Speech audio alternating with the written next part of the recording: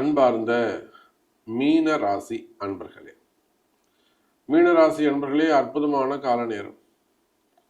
October மாத ராசி பலன்கள். மீனராசிக்கு நிறைய உடல்நிலை ஆரோக்கியத்தில் அதிக அதிக அதிக அக்கறை தேவை. குறிப்பாக அந்த உத்திரட்டாதி நட்சத்திரங்கள், புரட்டாதி நட்சத்திரங்கள், புரட்டாதியாக இருப்பார்களே ஆனால் வருமான பிரச்சனையும் இருக்கும், இன்கம் ப்ராப்ளமும் இருக்கும், அதோடு சேர்த்து ஹெல்த் ப்ராப்ளமும் இருக்கும்.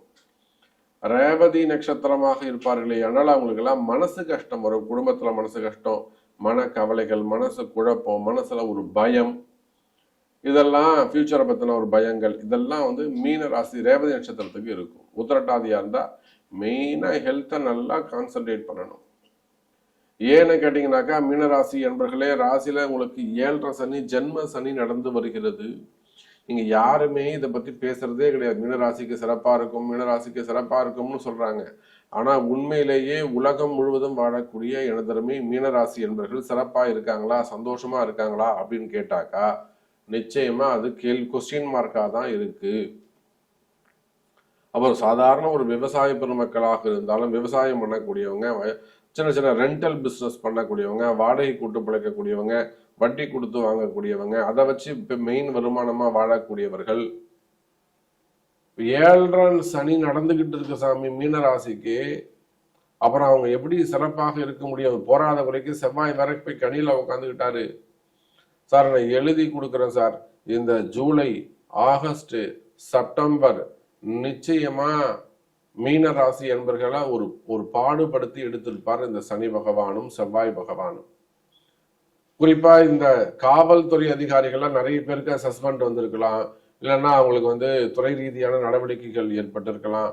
அல்லது அரசு அதிகாரிகள், பெட்ரோலிய துறையில ஒர்க் பண்ணக்கூடியவங்க, ONGC, அப்புறம் இது சார்ந்த ரிசர்ச், பெட்ரோலிய துறையில டிசைனிங்ல இருக்கக்கூடியவங்க, எப்படி வேணாலும் வச்சுக்கிட்டோம். ஆயில் ஃபீல்டில் இருக்கக்கூடியவங்க, இரும்பு தொழில் செய்யக்கூடியவங்க, கன்ஸ்ட்ரக்ஷன் ஃபீல்டில் இருக்கக்கூடியவங்க, பில்டர்ஸ், அந்த பெரிய பெரிய பில்டர்ஸ் செய்யக்கூடியவங்க. மெயினா பில்டர்ஸ்லாம் பார்த்தீங்கன்னாக்கா வீடெல்லாம் கட்டி முடிச்சிருப்பாங்க, சேல்ஸ் ஆகிருக்காது. இவங்களுக்கு பின்னாடி கட்டின சின்ன சின்ன பில்டர்ஸ்லாம் வித்துட்டு போயிடுவான். இவங்க தகச்சு போய் உட்காந்து இருப்பாங்க. இவங்க கொடுத்து விளம்பரம்லாம் கொடுத்து வச்சிருப்பாங்க, மார்க்கெட்டிங் பண்ணியிருப்பாங்க, ஆனால் சேல்ஸ் ஆகிருக்காது. அப்போ அங்கெல்லாம் பிரச்சனை ஏற்பட்டு இருக்கும். இதெல்லாம் மீனராசிக்கு ரகசியம். இதெல்லாம் உங்களுக்கு யாரும் சொல்றதே கிடையாது. மீனராசிக்கு சிறப்பா இருக்கும், மீனராசிக்கு சிறப்பா இருக்கும்னா உங்களை யார் காப்பாத்துறது? உண்மையை யாரும் உங்களுக்கு எடுத்து உரைப்பது?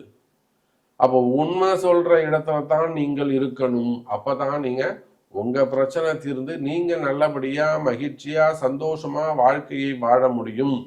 இதுதான் நிதர்சனமான உண்மை மீனராசி அன்பர்களே. அப்போ சனியுடைய காரணத்தை இரும்பு தொழில் செய்யக்கூடியவர்கள், குறிப்பா விவசாய பெருமக்கள், விவசாயம் பெருசா பண்ணக்கூடியவங்க, எக்ஸ்போர்ட் இம்போர்ட், அதாவது ஃப்ளவர்ஸா இருக்கலாம், ஃப்ரூட்ஸா இருக்கலாம், அல்லது காய்கனிகளாக இருக்கலாம், எக்ஸ்போர்ட் இம்போர்ட் பண்ணக்கூடியவங்க விவசாய பொருட்களை, அப்புறம் ஹோல்சேல் பிசினஸ் பண்ணக்கூடியவங்க, அதையே அவங்க பெரிய பண்ணையா எடுத்து செய்யக்கூடியவர்கள், தோப்பு வச்சு பண்ணக்கூடியவங்க, தேங்காய் பிசினஸ் பண்ணக்கூடியவங்க, அதெல்லாம் அடுத்தடுத்த நஷ்டங்கள் ஏற்படுவது.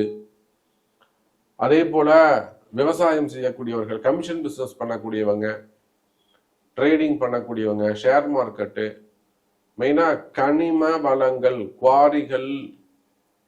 சனின்னு சொல்லிட்டாலே எப்படி விவசாயம், இயற்கை விவசாயம், அதே போல கால்நடைகள், ஆட்டு பண்ணை வச்சிருக்கிறது, மாட்டு பண்ணை வச்சிருக்கிறது, கோழி பண்ணைகள், முட்டை பண்ணைகள், தீவன பண்ணைகள், உரம், அது சார்ந்த தொழில் செய்யக்கூடியவங்க, உரம் சார்ந்த தொழில் செய்யக்கூடியவர்கள், medical industry, pharma industry, chemical industry.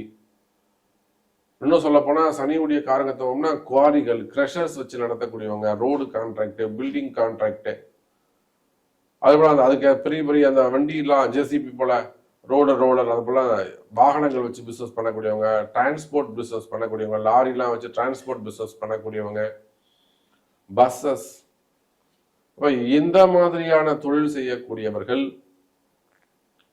இன்னும் சொல்ல போனாக்கா சனியுடைய காரகத்தம்னா இரும்பு தொழில்கள், காயலாங்கடை வச்சு செகண்ட் ஹேண்ட் பிசினஸ் பண்ணக்கூடியவர்கள், அல்லது ஏஜென்சிஸ் எடுத்து நடத்தக்கூடியவங்க, டோட்டலா ஏஜென்சி எடுத்து இவங்க மேன் பவர் ஏஜென்சியா இருக்கலாம். அந்த மாதிரி நிறைய ஏஜென்சி இருக்கும் ஒரு இடத்துலயும். கவர்மெண்ட் துறையில, அரசாங்க துறையில, பிரைவேட் துறையில ஏஜென்சிஸ் எடுத்து நடத்தக்கூடியவர்கள், அல்லது எக்ஸ்போர்ட் இம்போர்ட் கம்பெனிகளாக இருக்கலாம். அப்ப நீங்க எந்த துறையை சேர்ந்தவர்களாக இருந்தாலும், எந்த தொழில் செய்பவராக இருந்தாலும், மெயினா கன்ஸ்ட்ரக்ஷன் ஃபீல்டு, பில்டர்ஸ், அப்ப நீங்க எந்த தொழில் செய்பவராக, அதே போல டெக்ஸ்டைல், அது மெயினா நம்ம சொல்லமே, டெக்ஸ்டைல் பிசினஸ், இதெல்லாம் 7.5 சனியுடைய தாக்கம் ஐயா. இன்னைக்கு ட்ரம்ப் சொல்லியிருக்கிறாரு, இன்னைக்கு ட்ரம்ப் வரி விதிப்பை போட்டிருக்கிறாரு. அவரு சொல்லறனாலும் அங்க 7.5 சனி வேலை செய்யும். புரியுதுங்களா? நம்ம அறிவை கொண்டு போய் அங்க செயல்படுத்தக்கூடாது. கிரகம்தான் வேலை செய்யும்.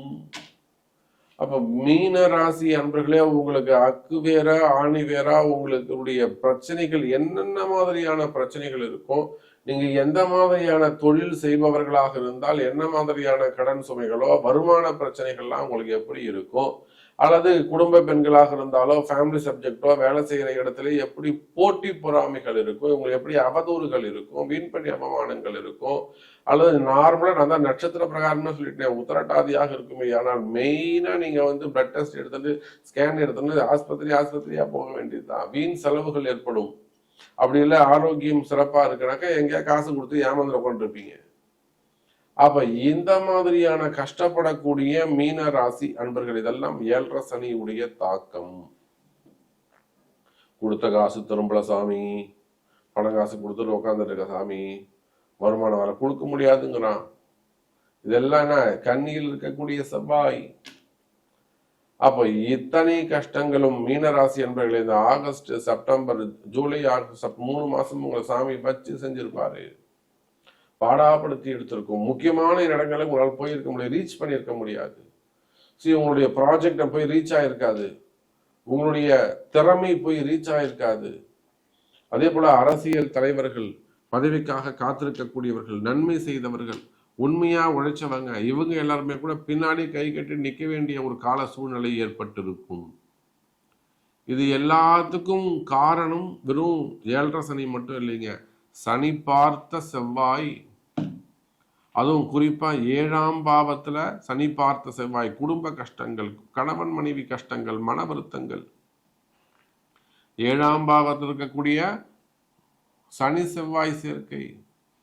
நிறைய பெண்கள் கணவனோட சண்டையிடுவது, கணவனை புரிஞ்சுக்காம இருக்கிறது, அதை புரிஞ்சுட்டாலுமே கூட கணவன் புரிஞ்சுக்காம இருக்கிறது, அங்க ஒரு ஏடா கூடமா பண்றது, கணவன் மனைவி பிரிவு, காதலர்கள் பிரிவு. நல்ல பழக்க வழக்க சாமி, நாங்க நெருங்கி படிக்கிட்டு இருந்தோம், திடீர்னு விரிசல் போச்சு, வராதன்ட்டாங்க, பார்க்காதன்ட்டாங்க. அப்ப அந்த மாதிரி உறவு முறைகள்ல வரக்கூடிய பிரிவுகள், மன வாழ்க்கையில் வரக்கூடிய பிரிவுகள், இதெல்லாம் கூட கடந்த மாதங்கள் ஏற்பட்டிருக்க வாய்ப்புகள் உண்டு. ஆனா இது எல்லாமே இந்த அக்டோபர் மாதம் உங்களுக்கு கை கொடுக்கக்கூடிய மாதமாக, வளர்ச்சியை தரக்கூடிய மாதமாக, மாற்றத்தை தரக்கூடிய மாதமாக அமைய போகுது. இவ்வளோ ஃபுல் டீட்டெயிலாக சொல்றீங்களா சாமி? உண்மையிலேயே நமக்கு இந்த அக்டோபர் சிறப்பாக இருக்குமா அக்கா? நிச்சயமா. ஏன்னா அந்த செவ்வாய் பகவான் இப்போ உங்களுக்கு ராசிக்கு 8ஆம் இடத்துக்கு வந்திருக்கிறாரு, மறைந்து விட்டார். 2 9 செவ்வாய். செவ்வாய் நல்லவர், ஆனா சனியோட சேர்ந்துதான் பிரச்சனை. சனி வேற வக்ரமா இருக்காரு. அப்ப ஒவ்வொரு மீனராசி அன்பர்களுக்கும் ஒவ்வொரு விதமான பிரச்சனைகள். நீங்க உலகத்துல எந்த மூலையில இருந்தாலும் சரிதான், எந்த கண்ட்ரியில இருந்தாலும், எந்த ஸ்டேட்ல இருந்தாலும், அல்லது எந்த கிராமத்துல இருந்தாலும், மீன ராசி என்பதே உங்களுடைய பிரச்சனை என்ன என்பது என்னால மேக்சிமம் சொல்ல முடியும்.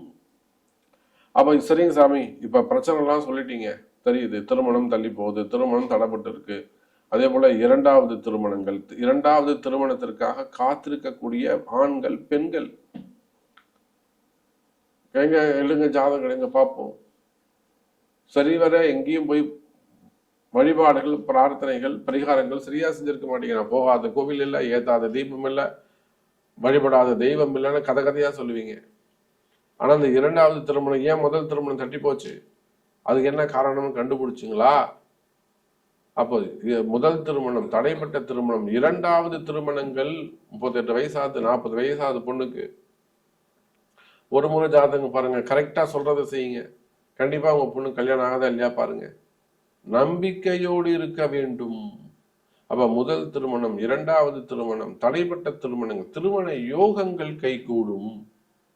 இன்னும் கூட சொல்ல போனா குழந்தை பாக்கியம் உருவாகும் நீண்ட நாட்களாக. ஏன்னா சனி பகவான் இருக்காரு, செவ்வாய் 8ஆம் இடத்துக்கு வந்துட்டாரு, சுக்கிரன் செவ்வாய் தொடர்பு கிடைக்க போகுதுன்னு கொஞ்ச நாள்ல நிச்சயமா குழந்தை பாக்கியம் உருவாகும். ஆனா குழந்தை பாக்கியத்துக்கு ஆண் பெண் இருவருடைய ஜாதகமும் பார்க்கணும், அதுதான் முக்கியம். ஒருத்தர் ஜாதகத்தை பார்த்து சொல்றது இல்ல குழந்தை பாக்கியம். 6 வருஷமாவது சாமி, 3 வருஷமாவது சாமி. நம்ம வாராய்கிட்ட வந்து ஜெயிச்சவங்க ஏராளம். அப்ப குழந்தை பாக்கியம் உருவாகும், திருமண யோகங்கள் கைகூடும். ஸோ நீண்ட நாள் பிரச்சனைகளுக்கு முடிவு கிடைக்கும், தீர்வு கிடைக்கும், நன்மை நடக்கும். அப்ப உங்களுடைய பிரச்சனைகள் உங்களுக்கு தீர வேண்டும் என்று சொன்னால் அதுக்கு உங்க பிறப்பு ஜாதகம் தான் பேசும். எனவே பிறப்பு ஜாதகம் தான் தீர்மானிக்கும். நன்றி நமச்சிவாயம். ஜெய் வராகி.